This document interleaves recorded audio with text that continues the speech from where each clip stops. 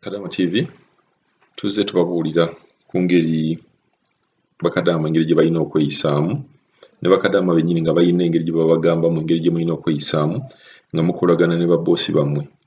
Twayogera ku kintu ky'abaana nti omuntu olina okubeera very careful ng'olina abaana. N'ekitalo nnyo mawulire ge tulinawo mawulire ga nnaku okusooka nti waliwo omwana w'Omuwarabu eyasobodde okwesimattula Kadaama n'abeera nga agenze nga Kadaama tategedde n'amuvaako n'agenda n'agwa mu kipipa ky'amazzi n'abeera nga yafudde. Kadaama ono bamuyita Rashida nga tugenda kubeera nga tubawaako amaloboozi awo amaloboozi ga bakadaama oba Kadaama yatuwadde information eno n'essimu ya Rashida tumaze oggifuna. Omwana oyo yafudde babboosi be baamuziise eggulo. Yavudde ku Kadaama nga tategedde n'agenda n'agwa mu kipipa ky'amazzi. Embeera ekyali nnungi owa Rashida bagamba nti babboosi be tebana reactinga era bagamba nti eyo yabadde entuuko ye Allah bwe yageze.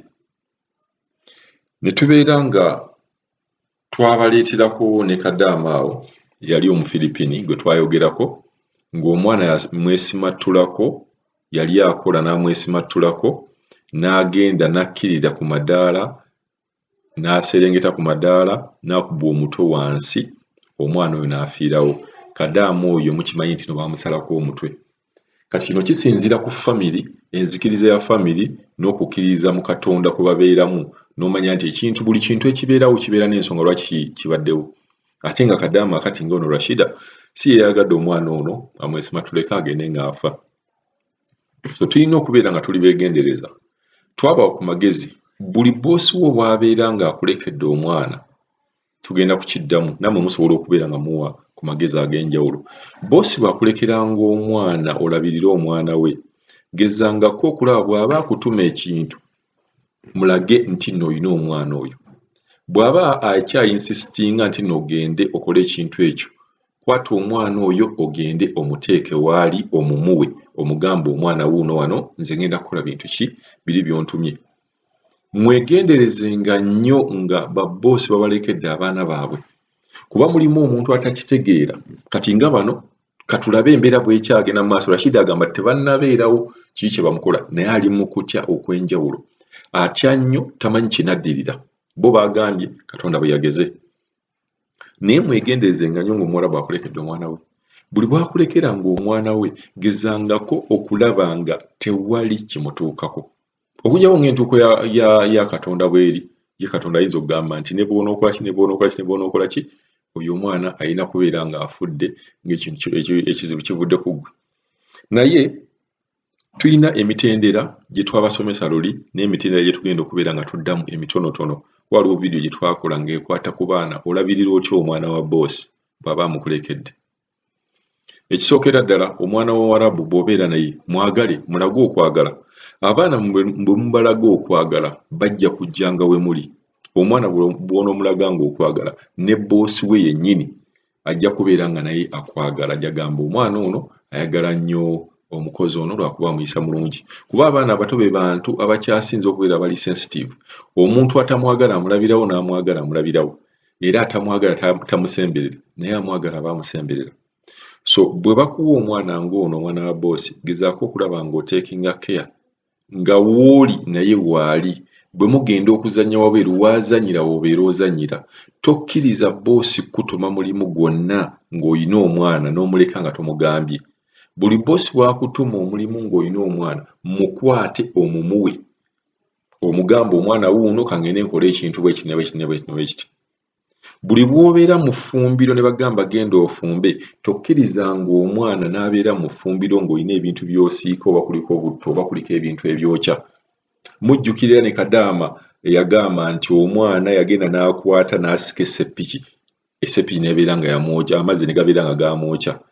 Ebintu nga bino bijja bwe kiba tekinnakutuukako kyegendereze nnyo. Saba busabi Katonda nti tekinnantuukako ate nfunye amagezi. Tobeera na mwana mu ffumbiro. Ate n'okuweeka abaana nakyo tekibeera kirungi.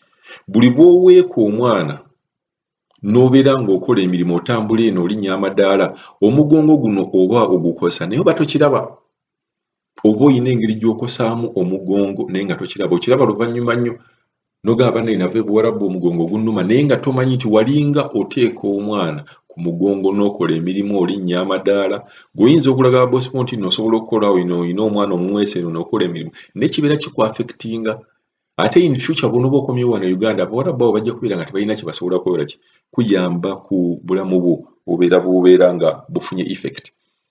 So mubeere nga beegendereza nnyo nga babalekedde abaana mubeere beegendereza nnyo nga babalekedde abaana tokola kintu kyonna oba tobeera distracted n'obeera nga waliwo ekintu ekikubuzizaabuziza ng'already waliwo boosi ekintu kyakutumye nga boosi waali kwata omwana oyo muwe maama we mugambe ngenze kufumba mugambe kakati baŋŋambye kusiimuula kinaabiro tobeera na mwana ng'omuweese ng'ate no bw'okuuta ekinaabiro mumanyi ebinaabiro biseerera mumanyi abantu bagwa nnyo ebigo mu binaabiro tobeera na mwana mu kinaabiro buli bwe bakuwa omwana gezaako okulaba nga buli step gy'atwala omulaba tayimu bw'ebeera yakulabirira mwana kyekyo kyokka ky'oba obeerako tokkiriza kutuma kintu kirala kuba obuzibu bwe bunaabeerawo bugenda kubeera nga bugwa ku ggwe era twabaleeterawo naawe afande Kadaama yatabuka na boosi we era lwali lwa mwana omwana yava eri n'agenda nga babadde n'afande Kadaama baalinga bazannya n'amuggyako ekintu bwe yamuggyako ekintu n'agenda n'akaaba owamwe n'agamba nti ankubye maama we n'ajja ng'amanyidde ddala nti noono Kadaama akoze eki akubye omwana we omwana ajja kubeera agambe nti noono ankubye naye nga tonnamukubako kuba maama we tabaddeewo kitegeera so buli bwe mubeera n'abaana bano mubeere nga muli beegendereza nnyo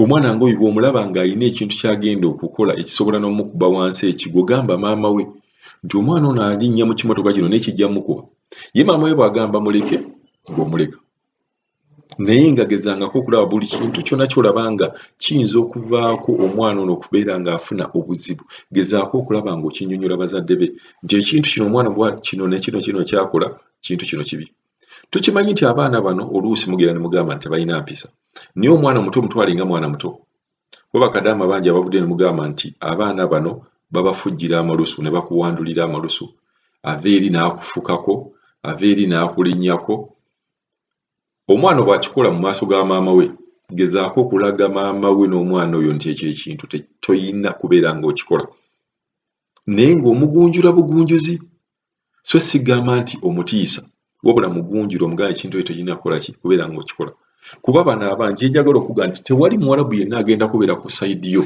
ng'omwana we afunye obuzibu kibeera nga ggwe nti maama we yenna ekintu kyonna kyakola oba kyakoze ekyo baakoze kyasigala nti maama we era oba olina okubeerawo mu mbeera ye yonna n'obeera ng'omuwolebeza tusabire Rashida tetumanyi ki kigenda kudda mu maaso naye ng'embeera we twogerera ekyali mbeera ng'ekyali kaamu kansooke nkupuleyingire amaloboozi gano Kadaama ono atunnyonnyola kiki ekyabaddewo kyazze kitya era embeera ya Rashida kaakati eri etya. Halo Nyabuli Kadaama TV. Salamu alaikum Mr. Kadaama, siibyo otya ssebo? Mr. Kadaama naffe eno nno twafunyeemu omusuuba wano mu famire gye nkoleramu kale ennyumba ziri wano zeeriraanye Munnayuganda ayina omwana gw'abadde alabirira myaka 5 omwana yamutoloseeko n'agenda n'awalampa n'agwa mu ttanka y'amazzi omwana n'afa byabaddewo okweseggula akawungeezi eggulo ne bakeera ne bagenda ne baziika omwana naye Munnayuganda bamuyita Rashida Mr. Kadaama Munnayuganda bamuyita Rashida naye tuli mu kweraliikirira omwana baamuziise tebannaba mubuuza omwana yafudde atya oba yakutoloseeko atya kati waliwo ababadde baagala omuyamba abasindikire location naye yatidde n'agamba oba ate bwe banajja bano bananzita kubanga tebannandaga mbeera mbi bagamba Allah yageze kati ali awo bimusobedde naye ng'amaka abadde abulayo emyezi 3 okuwezaamu emyaka 6 amaleka adde Uganda nga tadda mu bya Kadaama kati tamanyi oba akola atya awulira nga tayagala nagumiikiriza bbanga lya myezi 3 egyo egibulayo ayagala bamuwe ku magezi engeri gy'agenda okukivuunuka asobole okudda e Uganda oba okuvaawo awo kuba ali mu kweraliikirira Kadaama twagala tuwa ku magezi engeri gy'asobola okuvaawo ewaka n'atambula nga tebannaba mutuusaako buzibu ffe tuli eno bayitayo ali wagani sayidi za leyini kiri mu Abu Dhabi ndowooza naye nga tusaba bannange otuwe ku magezi kuba bitusobedde